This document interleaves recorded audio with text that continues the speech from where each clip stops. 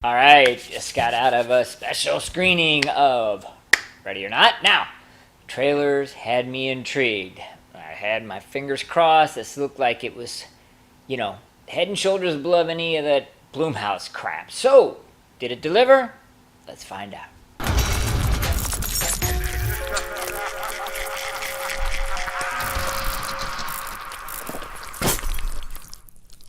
All right, gotta let everybody know in advance. It's going to be a spoiler-filled review. So, if you haven't seen it yet, go check it out.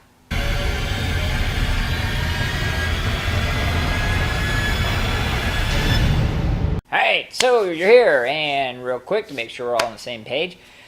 Woman marries into a family who made their fortune in the gaming business, and they have to play a game at midnight.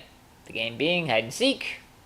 And she hides, and they seek, fully weaponized. Alright, we start out with likes. Oh man. I gotta tell you, it delivered.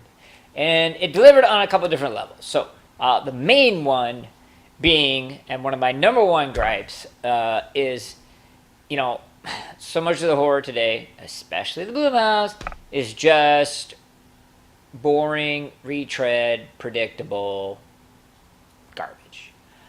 And this wasn't. This was nice and different, and you didn't know where it was going. With the twists and turns, and the premise is not all that different than something we've seen similar before. But it was the execution, and that's where it's key. And second of all, I think they were kind of positioning it as sort of a horror comedy, certainly from the trailer, and there was a very dark comedy, and that's awesome. I love dark comedies, so if you like dark comedies, you're gonna like this as well.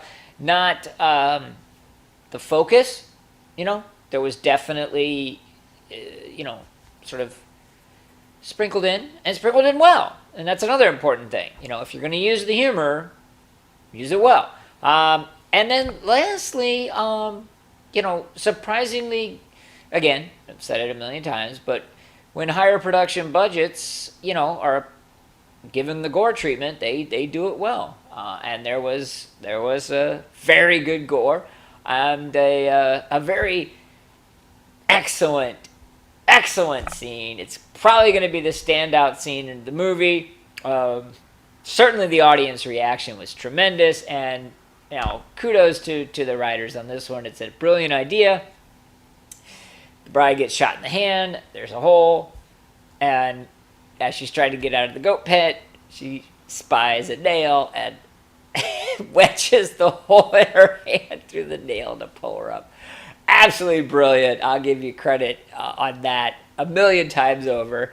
So yeah, at the end of the day, this is not your epic, game-changing, horror movie, but it's just a good time. It's creative, it's original, it doesn't squelch on the blood and the guts, especially the blood at the end, and it has enough twists and turns to really keep you going. So I have to give it kudos and props on those levels, and honestly, that's enough to make you groan out and check it out. All right, it is dislikes time, and quite honestly, I really don't have a lot. I really don't.